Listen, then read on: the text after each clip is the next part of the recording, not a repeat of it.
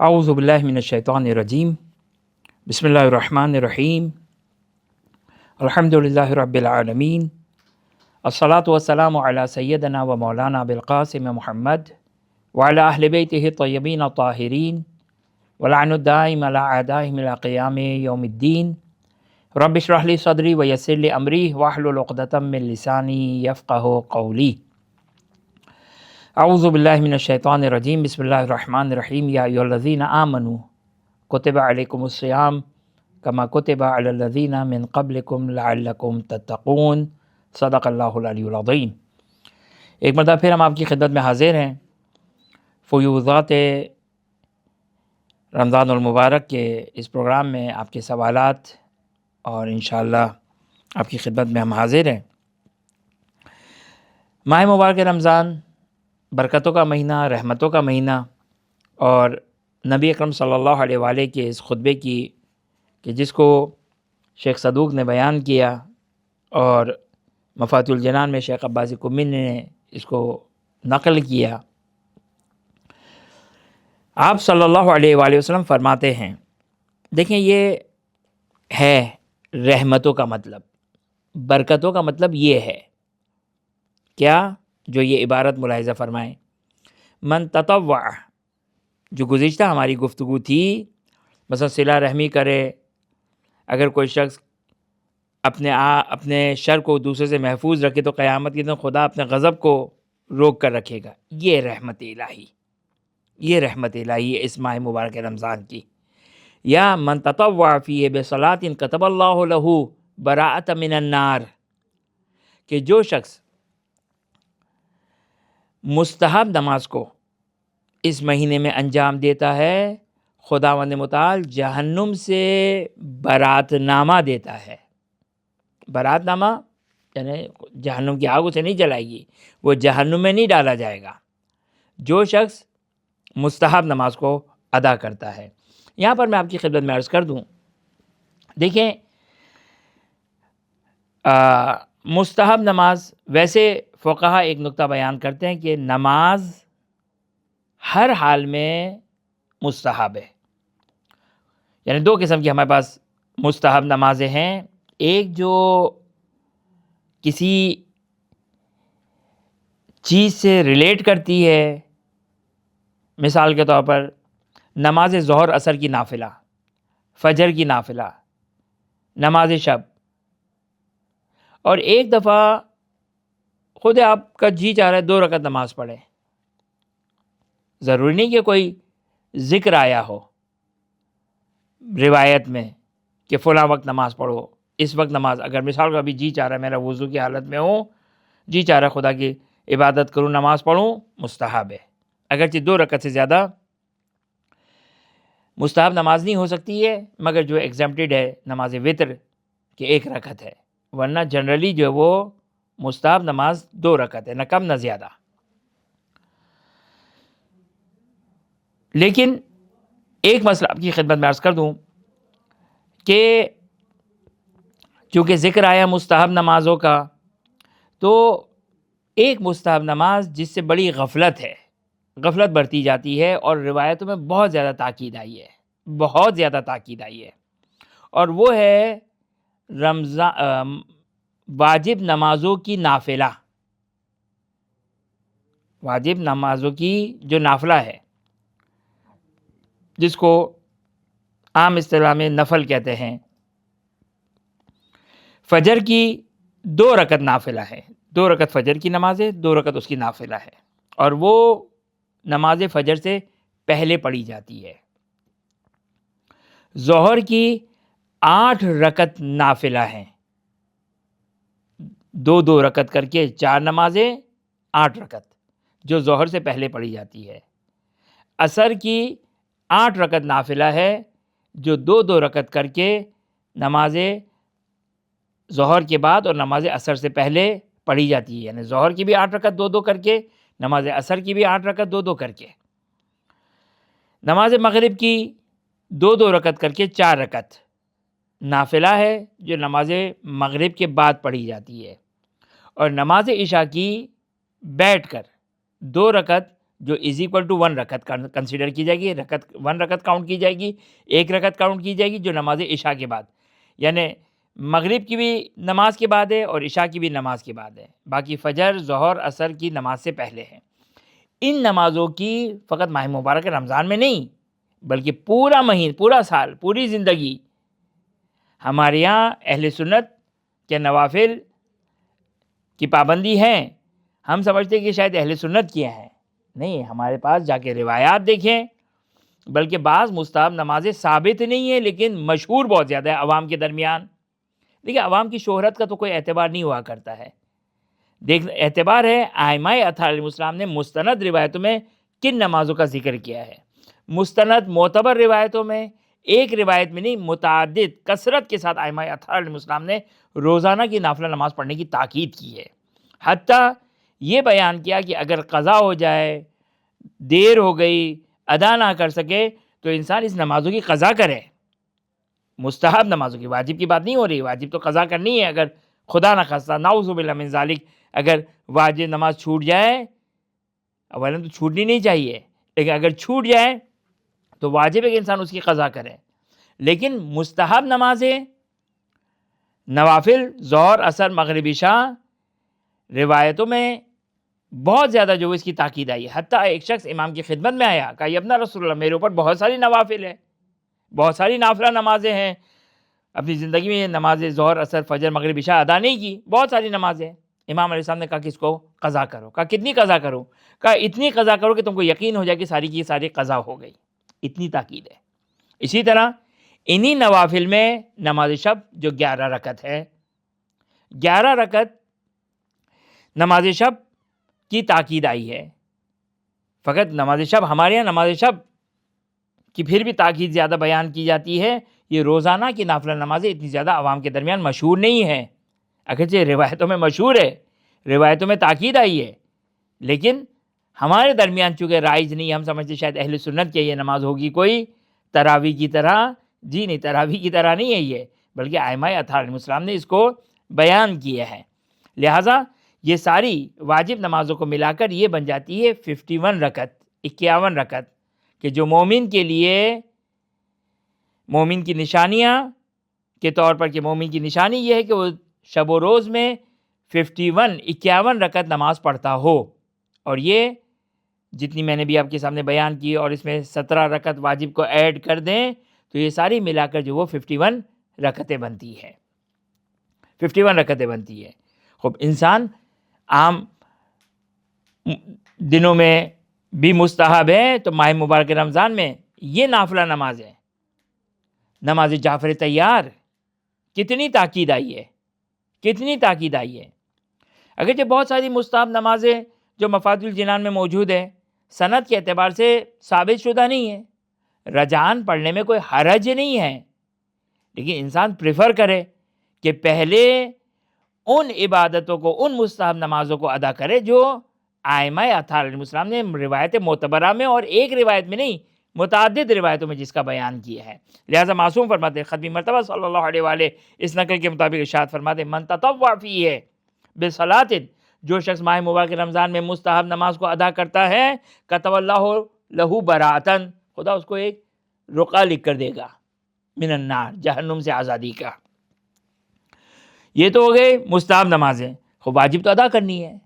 یہ ہے خدا کی ماہ مبارک رمضان میں برکتیں، مغفرتیں، رحمتیں، یہ ہے ماہ مبارک رمضان میں واجب نماز تو ادا کرنی ہے، اس میں تو کوئی سہولت نہیں ہے، لیکن اس کے باوجود من ادى فیہ فرضاً، اگر کوئی واجب نماز ماہ مبارک رمضان میں ادا کرتا ہے تو کان لہ ثواب من ادى 70 فریضہ فیما سواہ من الشہور، کہ اگر کوئی شخص ایک واجب نماز ماہ مبارک رمضان میں ادا کرتا ہے، فجر کی نماز پڑھتا ہے، ظہر عصر کی جو ہر حال میں پڑھنی ہے، کوئی ریلیکسیشن نہیں ہے، کوئی سہولت نہیں ہے کہ مرضی پڑھیں پڑھیں، نہ پڑھیں نہ پڑھیں، مستحب نماز کی طرح نہیں، ہر حال میں پڑھنی ہے، لیکن یہ خدا کا لطف ہے، یہ خدا کا کرم ہے کہ من ادى فیہ فریضۃ، جو فریضہ نماز کو ادا کرے گا، کان لہ، تو اس کو خداوند متعال 70 واجب نماز کا ثواب عطا کرے گا، جو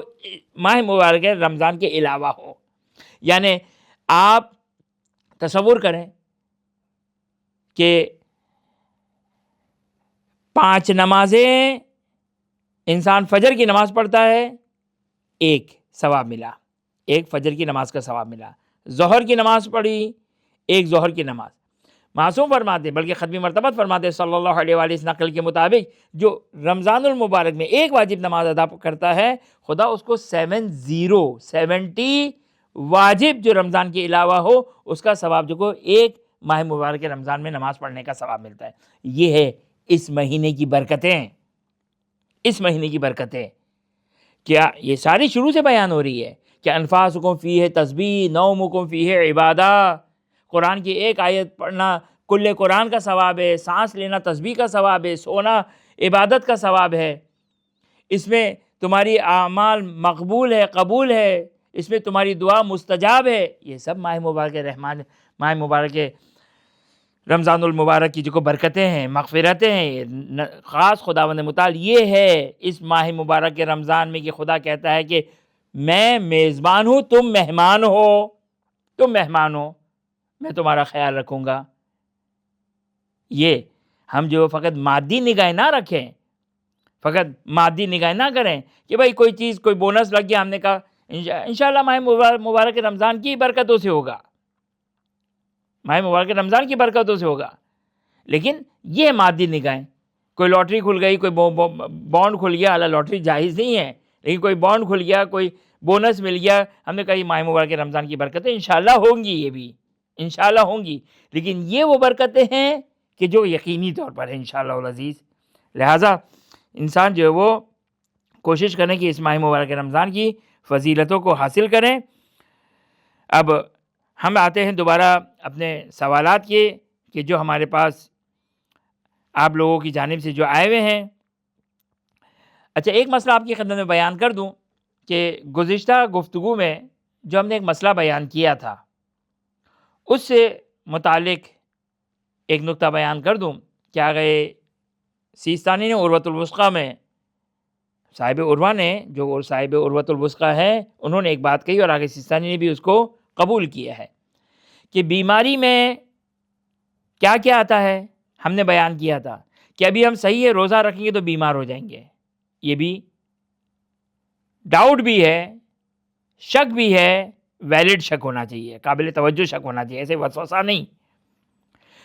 صحیح ہوں بیمار ہو جاؤں گا، بیمار ہوں میری بیماری بڑھ جائے گی، بیمار ہوں اس کا علاج سخت ہو جائے گا اگر روزہ رکھا تو.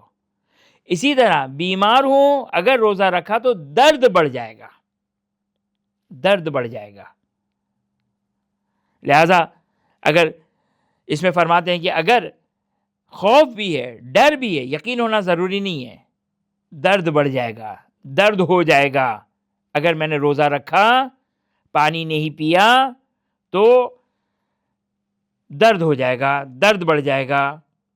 اور فرض یہ ہے کہ درد ایسا بڑھے گا جو ناقابل برداشت احمد ہے، تو پھر اس صورت میں جو وہ روزہ چھوڑنا الاؤڈ ہو جاتا ہے. اب ہم جو ہمارے پاس سفر ہے، جو ہمارے پاس سوال ہے، ہم اس میں چلتے ہیں. ایک سوال یہ کہ میری جاب کی نوعیت ایسی ہے کہ ایک علاقے سے دوسرے وقتاً فوقتاً سفر کرنا پڑتا ہے. روزوں کے لیے کیا حکم ہے؟ روزہ قصر ہوگا یا تمام ہوگا؟ یہ بھی ہم نے گزشتہ پروگرام میں اس کا تفصیل سے ہم نے مسئلہ بیان کیا کہ خوب توجہ فرمائیے گا کہ سفر کی حالت میں روزہ الاؤڈ نہیں ہے. سفر کی حالت میں روزے کی اجازت نہیں ہے. لیکن اگر کوئی شخص کثیر السفر ہے، کثیر السفر کا کرائٹیریا کیا ہے وہ غور سے سنیں. اب یہ میں ایک دو کرائٹیریا بیان کروں گا، باقی آپ جو ہے وہ اپنا سوال وغیرہ دوبارہ المجیب کی اپلیکیشن کے اوپر یا اس پروگرام کے اوپر یا کہیں پر آپ جو کہ وہ اس کو معلوم کر سکتے ہیں. میں ایک دو کرائٹیریا، ایک دو معیارات کثیر السفر کا آپ کی خدمت میں بیان کروں. کثیر السفر کسے کہتے ہیں؟ آغا سیستانی فرماتے ہیں کہ اگر کوئی شخص 2 سال تک ہر سال 3 مہینے، 2 سال ہر سال 3 مہینے اور ہر مہینے میں 10 दिन وہ حالت سفر میں رہتا ہے. ایسا سفر جس میں نماز قصر ہوگی. جنوری، فروری، مارچ، سپٹمبر، اکتوبر، نومبر، جون، جولائی، اگست، یا پیدر پہ ہو یا بہت قریب قریب ہو. 2 سال تک یہ پریکٹس ہونی ہے کہ per year 3 months minimum 10 days ایسی ٹریولنگ ہے کہ جس میں نماز قصر ہونی چاہیے تھی. اگر کسی کا یہ شیڈیول ہے، یہ پلان ہے، یہ منیمم کم از کم اتنا ہونا چاہیے.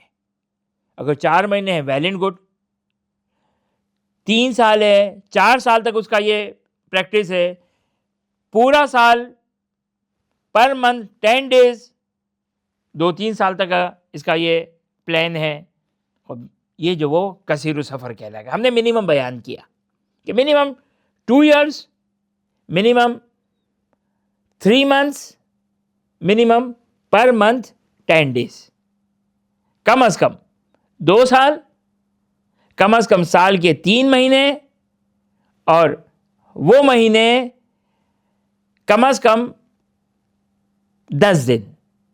ایسا سفر کرتا ہے کہ جس میں نماز قصر ہوتی ہے. یعنی کہیں 10 دن کا قصد و اقامت نہیں کرے گا، کیونکہ کسی مقام پہ 10 دن اگر وہ رہنے کا ارادہ کرتا ہے تو اس کا سفر ٹوٹ جاتا ہے، یا حکم جو وہ ختم ہو جاتا ہے. اب وہ شخص نماز پوری پڑھے گا. اگر کوئی مسافر کسی مقام پہ، جنرل مسافر، عام مسافر، کسی مقام پہ 10 دن رہنے کا ارادہ کرتا ہے، مثلا مشہد گیا امام رضا سلام اللہ علیہ کی زیارت کے لیے، کربلا آیا سید الشہداء سلام اللہ علیہ کی زیارت کے لیے، نجف میں آیا امیر المومنین سلام اللہ علیہ کی زیارت کے لیے، مدینہ منورہ گیا رسول خدا صلی اللہ علیہ وآلہ، بقی ائمہ بقی علیہ السلام کی زیارت کے لیے، اور 10 دن رہنے کا ارادہ ہے، تو یہ 10 دن اس کاؤنٹنگ میں نہیں آئے گا جو ہم بیان کر رہے ہیں.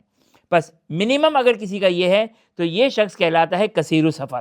اب آپ ایھا السائل، اے سوال کرنے والے، آپ اپنے آپ کو چیک کریں. اگر اس کیٹیگری میں آپ فال کرتے ہیں، اگر آپ اس کیٹیگری میں آتے ہیں، تو پھر اس صورت میں آپ کثیر السفر ہیں، نماز بھی پوری ہوگی اور روزہ بھی رکھنا پڑے گا. لیکن نہیں، ایسا نہیں ہے. اتفاقاً کبھی کبھار سفر کی حالت میں ہوتے ہیں، اتفاقاً کبھی کبھار سفر کی حالت میں ہوتے ہیں. یہ اس کے اوپر جو کہ آپ اس کیلکولیشن کے حساب سے آپ کے اوپر نہیں آتے ہیں، کیونکہ ویسے تو آگے سیستانی نے بیان کیا کہ عرف میں یہ کہا جائے کہ آپ سفر میں ہوتے ہیں، آپ کا پیشہ سفر ہے، آپ کا کام سفر ہے، آپ ہمیشہ سفر کی حالت میں ہوتے ہیں. کرائٹیریا یہ ہے. اس کی ایک امپلیمنٹیشن، اس کی ایک تطبیق، ایک مصداق آگے سیستانی نے بیان کر کے آپ کو بتائیے کہ اگر کسی شخص کا اگر یہ صورتحال ہے تو پھر یہ شخص جو کہ وہ مسافر کثیر السفر ہے، اور کثیر السفر کے لیے نماز پوری ہے اور روزہ بھی رکھنا ہے. لیکن اگر ایسا نہیں ہے، اس سے کم ہے، کبھی کبھار ہے، 10 دن نہیں ہے، 4-5 دن ہے، چاہے پورا سال 4-5 دن پر منتھ انسان ٹریولنگ کی حالت میں رہتا ہے، تو آگے سیستانی فرماتے کہ یہ کثیر السفر نہیں ہے. جب کثیر السفر نہیں ہے تو نماز تو 2 رکعت ہو جائے گی. اچھا، جب سفر کہا جائے اس کو کہتے ہیں شرعی سفر. شرعی سفر کس کو کہتے ہیں؟ شرعی سفر یہ ہے کہ آپ کے جو آپ کی سٹی ہے، آپ کا شہر ہے، آپ کا گاؤں، آپ کا دیہات، آپ کی جو لوکیشن ہے شہر کی یا گاؤں یا دیہات کی، جو ختم ہو رہی ہے، جہاں پہ رہائشی گھر ختم ہو رہے ہیں، وہاں سے آپ کیلکولیشن شروع کریں گے.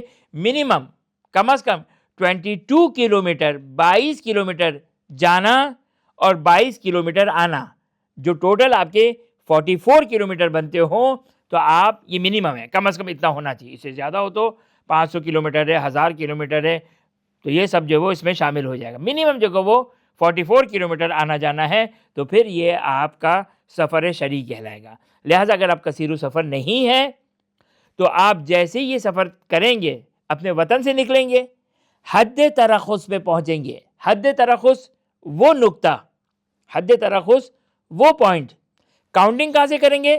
شہر کی، جہاں شہر کے رہائشی گھر ختم ہو رہے ہیں، رہائشی گھر.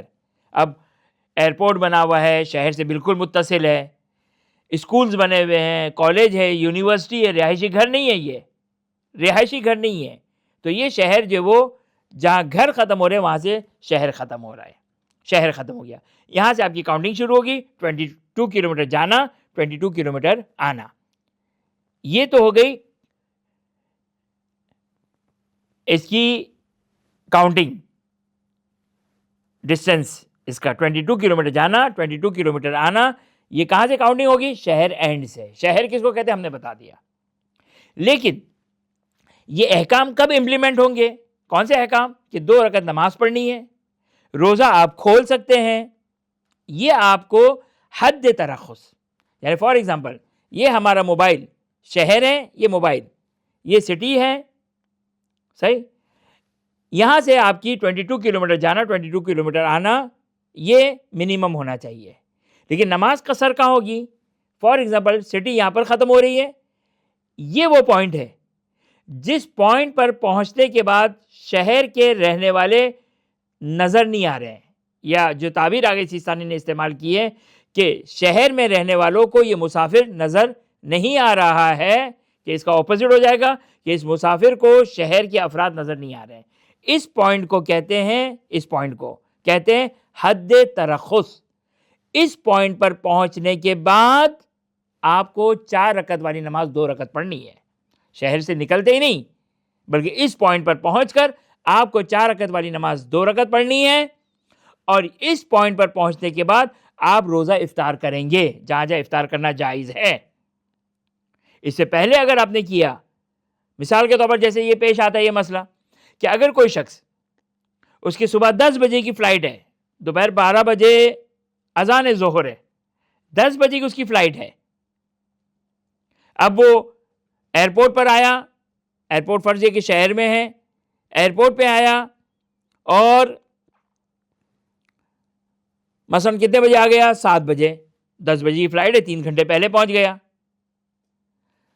اذان فجر ہوئی تھی صبح 5 بجے, تو صبح 5 بجے سے لے کر فلائٹ میں بیٹھنے کے بعد جب تک ان کی فلائٹ حد ترخص کو کراس نہ کرے, یہ کچھ کھا پی نہیں سکتے. اگرچہ روزہ نہیں ہوگا یہ, لیکن کھانا جائز نہیں ہے.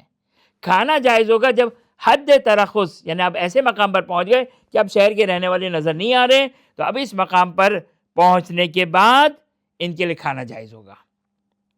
خب یہ ہے جب ظہر سے پہلے کا سفر ہو. اور اگر کسی کے ظہر کے بعد کا سفر ہے, ظہر کے بعد کا سفر ہے, یعنی شہر کو چھوڑے گا ظہر کے بعد, شہر کو چھوڑے گا ظہر کے بعد, حد ترخص نہیں, شہر کو چھوڑے گا ظہر کے بعد, تو اس دن کا روزہ رکھنا واجب ہے.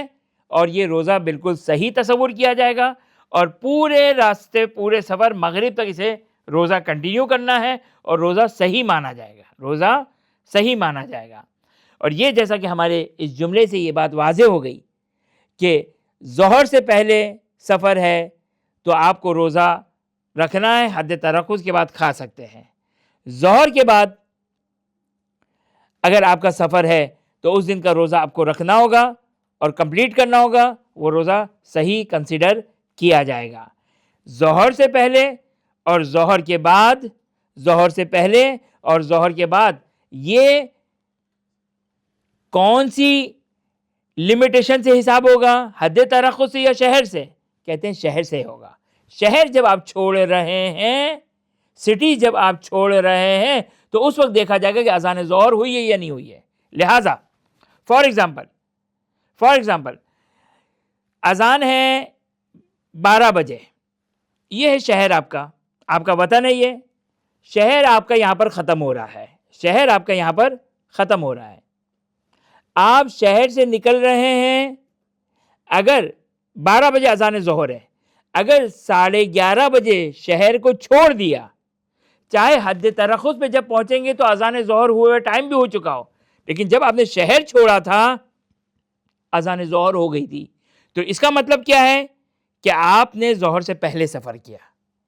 اور اگر مثال کے طور پر جب آپ شہر چھوڑ رہے ہیں اسی وقت اذان ظہر یا اس سے پہلے, اس کے بعد, اس سے پہلے اذان ظہر ہو چکی ہے, تو یہ کہلائے گا کہ آپ اذان ظہر کے بعد نکلے ہیں.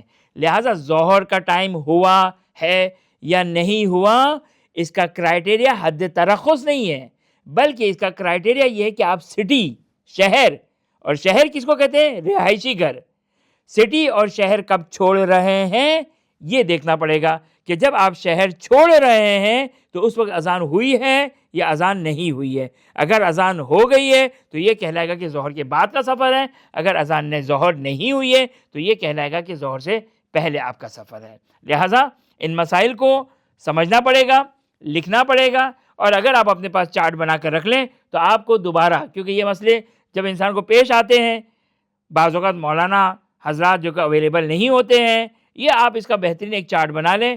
شہر کس کو کہتے ہیں، سٹی ختم ہو رہی ہے، حد ترخص ہے، کاؤنٹنگ جو وہ شہر اینڈ سے ہے، امپلیمنٹیشن سفر کی، امپلیمنٹیشن تطبیق سفر کی، یا نماز قصر کب ہوگی، روزہ جو وہ کھولنا ہے یا نہیں کھولنا ہے، جہاں جہاں روزہ کھولنا ہے وہ حد ترخص پر پہنچ کر ہوگی۔ وآخر دعوانا ان الحمدللہ رب العالمین وصلی اللہ علی محمد وآلہ الطیبین الطاہرین۔